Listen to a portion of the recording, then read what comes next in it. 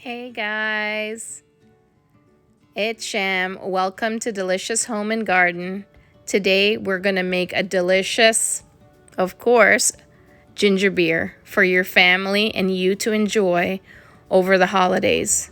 Not to mention all the beneficial properties of ginger.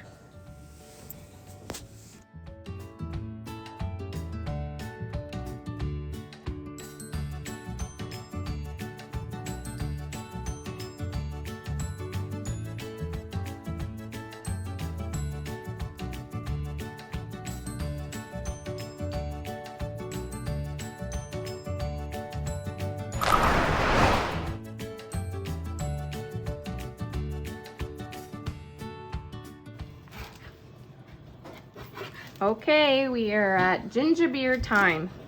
So to make our ginger beer today, I used about a pound of ginger. You can see here, maybe a little bit under a pound. And I'm going to blend it in about 2 cups of water just to help it move around. In my pot, I already have, Michael, I think Marisa wants something. You can, No, it's okay. you can speak, it's okay. It's just a YouTube video. These guys don't mind that we live life while we shoot the video. Your bread's there. See, there you go. Okay, so in my pot, excuse us, we have 20 cups of water, and we have here 2 pieces of cinnamon and about a teaspoon of clove, and I have here 1.5 limes. Some people call them lemon, but here I have a whole orange peel, 1/4 cup of sugar, and 1/2 teaspoon of salt. And the sugar and the salt are gonna help in the fermentation along with the lime, okay? So we're just gonna let the water come to a boil, and then we're gonna add everything to the pot. I'm gonna leave you for a minute while I blend.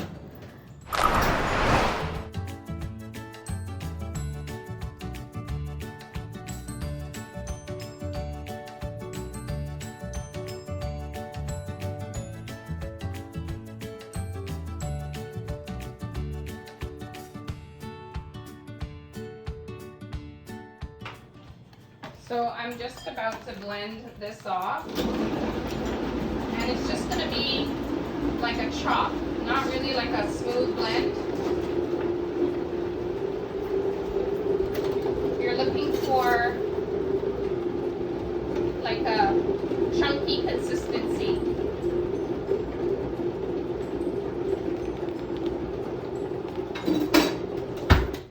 Okay, so here we go. My sister and my son are laughing at me. I don't know what they're finding funny. So you can see, look, it's nice and chunky. Okay? And that will help when you go to strain it. You don't get too much particles in there. And this is how they made it pretty much in the old days. You know, they would pound it on a loraha, I think it was called. That's that wooden stone piece with the wooden stone grinder. So I remember my grandma doing it to this consistency. So I'm gonna add this now to the pot. I'm gonna move you guys over. Now, when you make your ginger beer, you can store it in a bottle. I don't know if you've ever seen one of those wine bottles with the clasp on the top, and you can keep it in the fridge or in your garage. There, guys, the magic of TV. You're in my pot now. So I'm gonna squeeze the lime in here, and I'm gonna put the whole thing in. If you remember when I made the sorrel, I didn't. I took the lime out. And I'm gonna let this sit for 2 to 3 days in this pot. That was the cloves I put in. This is the orange peel. 2 cinnamon sticks, the 1/2 teaspoon of salt, and 1/4 cup of sugar. Oh, Sugar doesn't want to come out. There we go. Just want to be careful because the water is hot and I don't want to burn myself. I wouldn't be setting a good example. Right, Mike? Mm-hmm. So now we're going to add carefully the ginger to the pot. Now, I told you this was 20 cups of water. If you like your ginger beer like strong, when you drink it, you get that little burn in the back of your throat, then cut down the water. You know, do 15 cups or 10 cups if you like. Okay? I'm just gonna rinse this out. Get some of this water.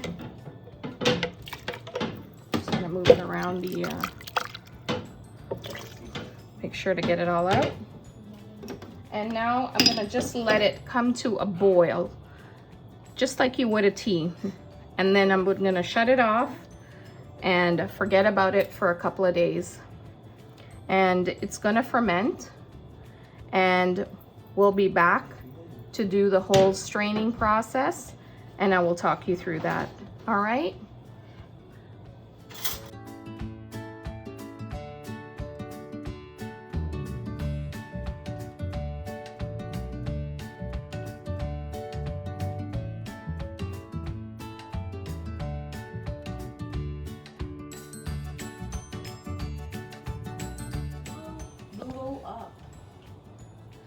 What? Anyhow, so now we're back to our ginger. It's now steaming, so I'm going to shut it off and we will keep you tuned in the next couple of days. Again, I'm going to let this sit for 3 days. My sorrel, I'm going to let it sit for 2. Good afternoon, people. Well, I guess you wouldn't even know if it's afternoon or morning or night or midnight. But it's the evening, and I'm just about to get ready to strain my ginger beer, and also going to make a drink with it to show you how I do that. Here are some things you might need before you strain it. You definitely need some sort of bottle. In the past, you know, when I was just starting out, I just used an old Coke bottle. So if that works for you, then go ahead. But, you know, as we get up in life, we're stepping up a little bit now. So I bought these. You can get them at the dollar store, but I bought this from a food supply place. They actually make them to make homemade beers and wines. And you need some sort of rum and your cocktail glass. You're gonna need sugar to sweeten our mixture, because remember, we only added 1/4 cup of sugar, so it's not going to be sweet enough. With the sugar, I'm not going to tell you how much to put. I would just stir, and see that you get to the sweetness that you like. Another thing to take into consideration is that I'm going to be making a cocktail with mine. So, you know, if you're going to be adding, like, I like to add ginger ale to my cocktail, or Sprite, or cranberry ginger ale if it's the sorrel. So if you're going to do that, you have to think about the sugar content also. You might not want it too sweet. Okay, remember, you can always add sugar, but we can't take it out, right?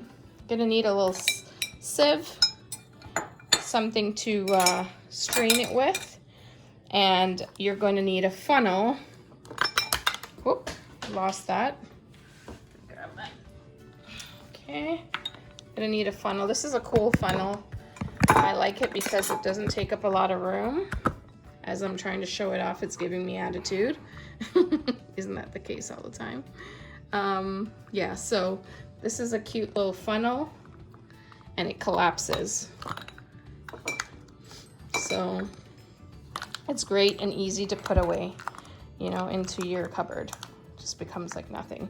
So yeah, I don't know any other rum that's better than this, but I'm left to be disputed. But I believe they did win a few awards around the world. So I'm going to be using good rum because I like to use good ingredients. So let's get started. So I'm literally just going to scoop it out and strain it. And then once I've got it all strained, I'll put it into a bigger container, a bigger pot or bowl. And I just want you to see the color of it. It's gotten a lot darker. Do you see that? Now I let this sit for 2 days. So that just tells you, and there's a strong ginger smell with the spices coming from it. So I've tasted it also. It's perfect. It's the way I like it. It's not too spicy, but you still get that little kick of ginger. But if you like it a lot stronger, remember, just cut down your water, and you can always add more water to dilute it, right? So if you feel like you tasted it and maybe it's a little weak, then get some more ginger, grate it, put it back in, bring it back up to temperature, let it sit again for another night. It's not gonna go bad. It's very adjustable, okay? The trick is you wanna make it so you will enjoy it. It's all about you and the holidays and your memories and having something good quality. Peter, you're not gonna get any of this ginger. You're not gonna like it. Anyhow, so yeah, so we're gonna continue to strain now, and then I'm going to sweeten it and then fill the bottles. I'll come back and we'll make a cocktail. All right?